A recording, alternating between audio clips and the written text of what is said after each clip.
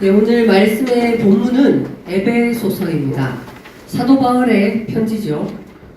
우리가 주중에 에베소서에 대해서 좀 꼼꼼히 말씀을 나눴습니다. 그리고 오늘 이 에베소서에 대해서 마무리를 하려고 합니다. 기억하시겠죠? 에베소서 전체 주제가 무엇이다?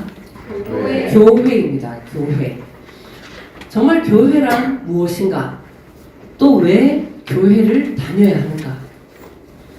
그리고 교회 다니면 우리에게 주어지는 변화가 무엇인가? 그러니까 교회를 통한 권능. 그리고 어떻게 사는 것이 실제로 교회 생활을 하는 것일까? 여기에 대해서 사도 바울은 에베소서를 통해서 설명하고 또 그 결론에 있어서 오늘 본문에 보면 당시 로마의 그 군인들의 옷차림을 빗대어서 영적 전쟁에 필요한 무기를 전신갑주로 설명하고 있는 부분입니다. 전신갑주, 그야말로 전신, 온몸에 모든 것을 무장하는 것을 일컫고 있습니다. 그러니까 비어있는 부분이 없는 무장, 결핍 없는 무장입니다. 이걸 만약에 신앙 안에서 표현하자면 가령 이런 겁니다. 나는 찬양 시간은 흥미가 있고 또 즐겁다. 그런데 교회에서 뭔가 봉사를 하거나 청소하거나 뭔가 헌신하는 것, 여기에 대해서는 좀 시무룩해진다. 그러니까 뭐 하나는 되는데 어느 쪽은 안 된다는 거죠. 또는 내가 말하고 전하는 거에 대해서는 나는 집중이 되고 흥미가 있다. 그런데 듣고 나누는 것, 여기에 대해서는 나는 관심이 없고 어색하다. 자, 이렇게 되는 것 말고 이거 결핍이 있다는 겁니다. 그러니까 내가 전신갑주를 입어야 된다. 그 이유가 13절에 나와 있습니다. 13절 말씀에 보면 결국 전신갑주를 입어서 자신의 신앙의 위치, 영적인 위치를 승리자의 그곳에 두기 위함이다. 그곳에 서기 위함이다. 야, 승리자가 마지막에 승리해서 진짜 깃발을 흔들면서 시위하는 것 같은 거기에 서기 위해서 전신갑주를 입으라는 겁니다. 자, 그러면 이걸 부분 좀 살펴보면 먼저는 진리의 허리띠, 의의 호심경. 옛날 성경에 호심경은 이 흉곽 있죠. 가슴 쪽에. 여기에 딱 대는 넓은 판입니다. 그런데 이 판의 재료가 뭐냐면 구리예요. 구리. 구리는 당시에 잘 펴서 거울로도 사용되고 또 여인들의 장신구로도 사용되었던 게 구리입니다. 자, 그러니까 여기 가슴판에 내가 흉배에, 흉곽에 이 의의 호심경을 붙였다. 이 말은 그러면 여기에 보면 저 사람을 보자마자 번쩍번쩍 하겠죠. 구리판이 막 가슴에. 그리고 거울과 같이 상대도 비추는 거예요. 너의 모습을 그 사람을 만나면 막 비춰지는 겁니다. 우리 동서양을 막론하고 그 사람의 신분이 뭔가, 그 사람의 계급이나 아니면 지위가 뭔가, 그의 직분이 뭔가, 이런 걸 쓸 때는 꼭 엉덩이라든지 허벅지 이런 데 붙이지 않습니다. 우리 명찰도 어디에 붙이죠? 가슴팍에 붙이죠. 자, 그런 것처럼 뭔가 신분을 표현할 때는 가슴 쪽입니다. 그러니까 의의 호심경, 이거는 우리의 신분과 정체성이 무엇인지를 아는 것이 곧 의로움이다, 이 말이에요. 우리 의가 무엇이냐, 내가 누군지를 아는 거예요. 진리의 허리띠도 마찬가지입니다. 우리 유명한 말씀 있죠. 진리가 너희를 어떻게 하리라? 자유케 하리라. 야, 우와, 멋있죠? 명언이다. 교회를 잘 다니지 않는 분들도 많이 아는 겁니다. 진리가 너희를 자유케 하리라. 멋있다. 좋아. 이제부터 자유해보자. 다른 사람 그냥 눈빛이나 평판도 나 좀 자유하고, 야, 좋아.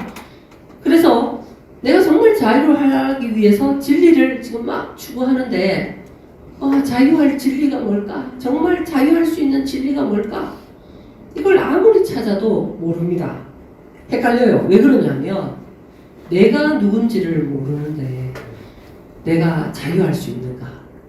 환경이 바뀌면, 아니면 새해가 되면, 아니면 뭔가 내가 조건을 더 갖추면 그러면 자유할 것이다. 아닙니다. 내가 누군지를 아는 데서부터 오는 자유입니다. 나는 누구인가? 나를 지으신 이가, 내가 스스로 나를 짓지 않았죠. 나를 지으신 이가, 하나님이 나를 지으실 때 나를 어떤 존재로 지으셨는지를 아는 것, 이 진리예요.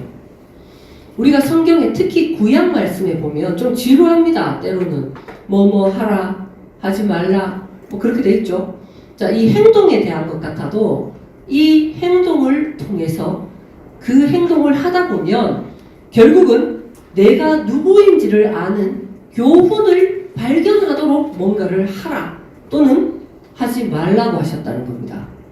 자, 그러니까 이 진리를 안다면 이 의의 흉배, 호심경을 내가 정말 새긴 사람이 된다면 그러면 우리는 허리띠를 띈 것처럼 힘을 응집할 수 있어요. 우리가 전혀 에너지를 사용하지 않고 살지는 않습니다.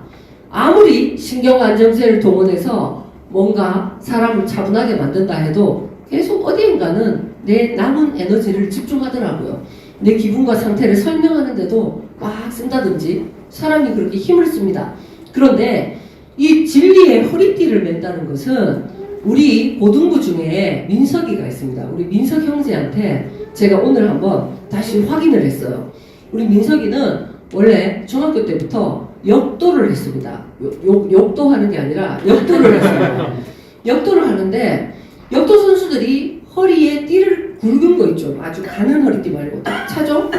자, 이거 어떤 거냐? 뭐 물어봤더니 이게 단순히 그냥 힘을 쓰는데 허리를 묶으면 좋다 이런 정도가 아니라 온몸에 분산되어 있는 에너지를 응집하는데 허리에 힘을 묶을 수 있다는 거예요.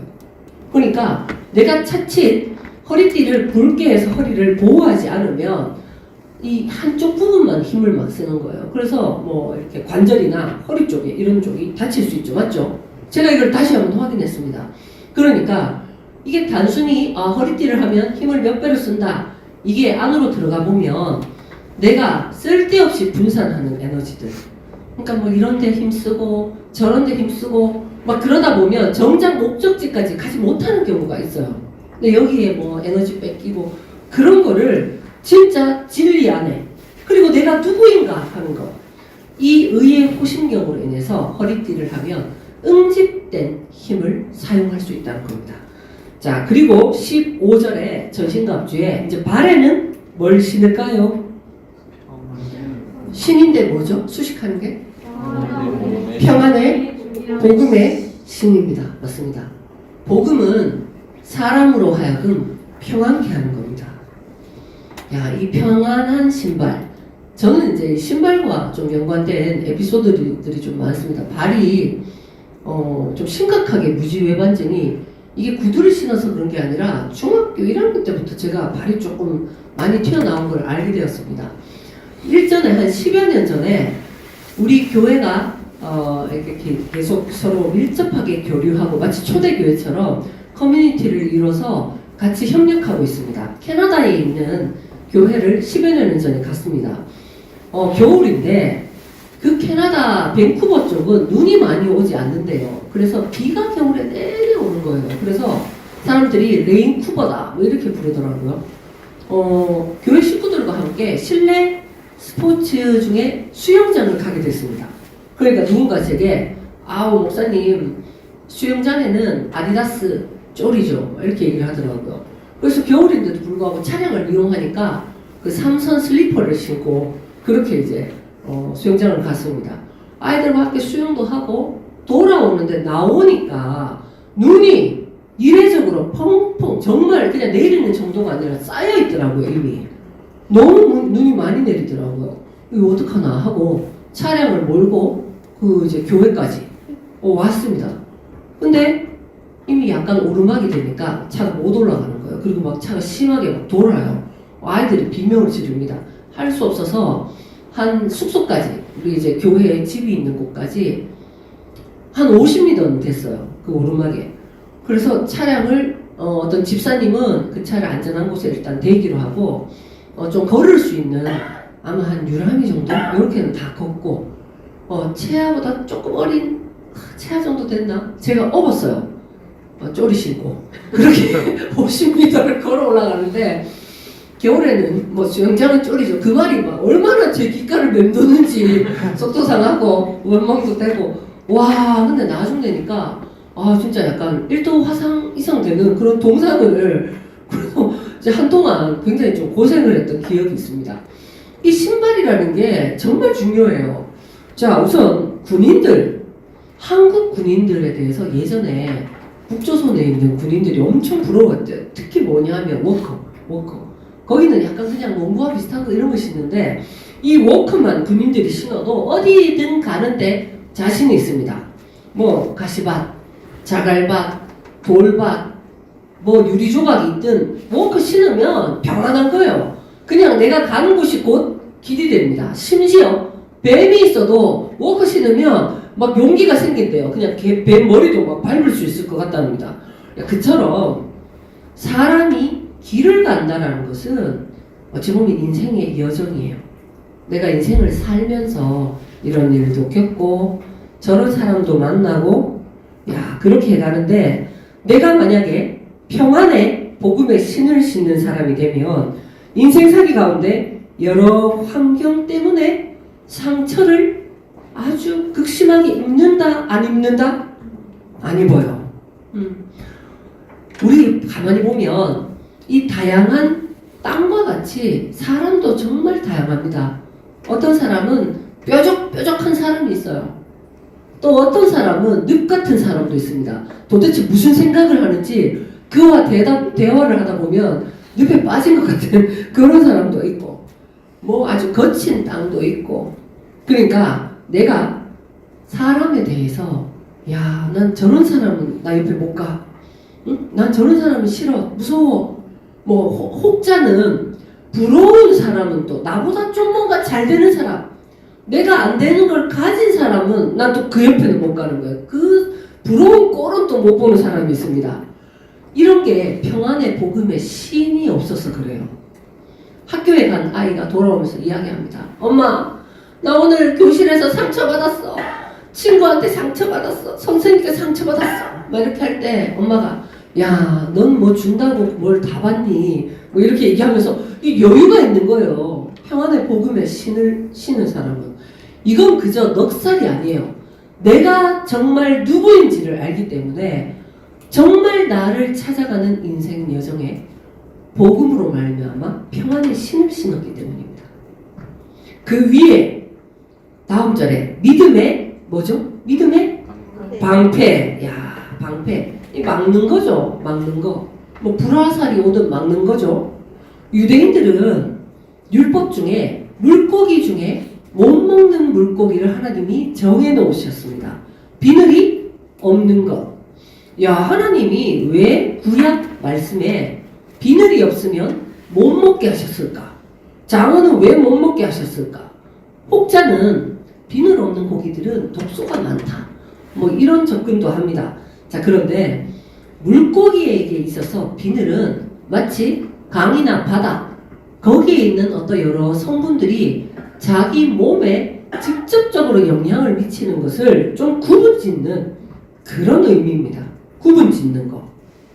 그러니까 마치 물고기에게 비늘이 있듯이 믿음의 방패가 있는 사람은 뭐를 잘 구분짓냐면 내가 하는 일과 나의 정체성을 구분할 수 있는 사람입니다. 내 환경이 내가 가진 소유가 곧 나의 자아가 아니다 라는 것을 구분 지을 수 있는 사람이에요. 돈이 좀 많이 생기면 그저 내가 부유하고 넉넉한 사람이다. 반대로 환경이 어려워지면 모든 것에 실패한 사람이다. 이거 방패가 없기 때문이에요. 돈을 많이 열심히 벌면 내가 하는 일 그게 곧 나의 정체성인가? 난 돈 버는 기기인가? 애를 키우다 보면 그게 마치 나의 삶의 운명처럼 느껴져요. 애 키우기 위해서 난 태어났나? 말씀 전하는 것도 마찬가지예요. 이게 나의 정체성인가? 말씀을 전하더라도 방패가 있어야 됩니다. 물고기의 비늘처럼. 그 말씀이 나의 생명이 되는 것. 이게 내 과정으로 설명이 되는 것. 이게 정말 중요해요. 그래서 내가 무엇과 정말 연합해야 되고 내가 무엇과 일치감을 느끼고 운명 삼아야 되는지에 대해서 구분할 수 있는 사람은 믿음의 방패가 있는 사람입니다. 자, 지금까지는 방어에 대한 전신갑주 중에 방어에 대한 무기였죠. 그러면 이제 마지막으로 공격용 무기가 있습니다. 뭐죠? 성령의 검, 말씀의 검입니다. 우리가 결국은 이 칼을 가진 사람이 되어야 돼요. 성령의 검을 가진 사람이 되어야 됩니다. 예를 들어 외부의 공격에 대해 나는 좀 잘 숨어 있을 수 있다. 나는 이제 손해 안 본다. 외부의 어떤 가치관에 속지 않는다. 뭐 이것도 좋지만 그 상태에 만족할 것이 아닙니다. 예를 들어 교회 생활도 나는 교회에 대해서 더 이상 내가 뭐 교회를 성가시게 한다든지 내가 뭐 뭔가를 방해한다든지 아니면 귀찮게 하지 않고 나는 교회에 대해서 이제 가만히 있을 수 있다. 가만히 있다. 이 거북이밖에 안 돼요. 이런 상태가 아니라 말씀의 검을, 말씀을 가진 사람이 되어야 됩니다. 결국 하나님의 말씀은 살아있어서 양날선 검과 같다. 그의 골수를 찔러 쪼개기까지 한다. 그러니까 우리가 말씀을 가진 사람이 되어서 한 사람으로 하여금 세상 가치가 이제는 죽고 그의 옛자아가 육에 속한 그 가치관이 죽고 하나님 안에서 예수 생명으로 거듭나서 예수의 사람으로 하나님의 아들로 자녀로 살아가는 데에 내가 거기에 동참할 수 있는 사람이 되는 것, 여기까지 표대가 자라가야 됩니다. 이제 마치겠습니다.